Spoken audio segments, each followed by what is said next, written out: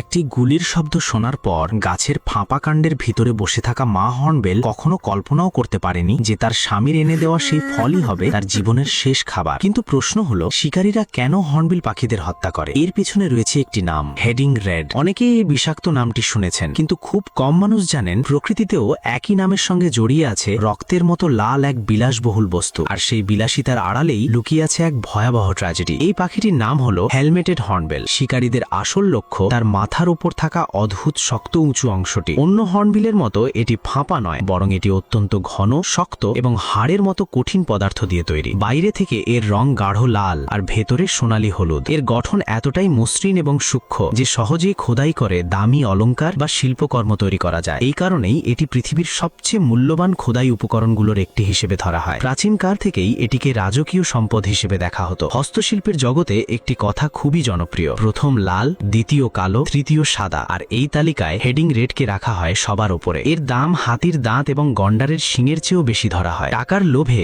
অজস্র শিকারী নিজেদের জীবন ঝুঁকিতে ফেলে এই পাখিদের হত্যা করে। সবচেয়ে দুঃখজনক বিষয় হলো, হেলমেটেড হর্নবিল সারা জীবনে খুব কম বাচ্চা জন্ম দেয়। তাদের বংশবৃদ্ধির প্রক্রিয়াও অত্যন্ত ধীর, কিন্তু মানুষের লোভ এই পাখিদের বিলুপ্তির প্রান্তে ঠেলে দিয়েছে। যে পাখি একসময় জঙ্গলে প্রচুর দেখা যেত, আজ তারা মারাত্মক বিপন্ন প্রজাতিতে পরিণত হয়েছে। তবুও টাকার লোভ থামাতে পারছে না শিকারীদের। তারা এখনো নির্দয়ভাবে এই পাখিদের হত্যা করে চলেছে। এদিকে একটি পুরুষ হর্নবিল, যে সামনে আসা বিপদের কথা কিছুই জানত না, নিজের সঙ্গীর জন্য খাবার সংগ্রহে ব্যস্ত ছিল। নিজের বাচ্চাদের নিরাপদ রাখতে মা হর্নবিল গাছের অনেক উঁচু ফাঁপা অংশে গিয়ে বসে। তারপর পুরুষ ও স্ত্রী দুজন মিলে কাদা আর ফলের শ্বাস দিয়ে সেই গর্ত প্রায় পুরোপুরি বন্ধ করে দেয়। শুধু একটি ছোট্ট ফাঁক খোলা রাখা হয়। এরপর প্রায় 5 মাস ধরে মা হর্নবিল সেই অন্ধকার গর্তের ভেতর বন্দী অবস্থায় থাকে। প্রায় 160 দিন পর্যন্ত সে বাইরে বেরোতে পারে না। ডিম পাড়া থেকে শুরু করে বাচ্চা বড় করা পর্যন্ত পুরো সময়টাতে সে সম্পূর্ণভাবে তার সঙ্গীর ওপর নির্ভরশীল থাকে। তার উড়ে বেড়ানোর স্বাধীনতা শেষ হয়ে যায়। তার জীবন এবং তার বাচ্চাদের ভবিষ্যৎ পুরোপুরি নির্ভর করে বাইরে থাকা সেই পুরুষ পাখিটির ওপর। এই দীর্ঘ সময়ে পরিবারের সমস্ত দায়িত্ব এসে পড়ে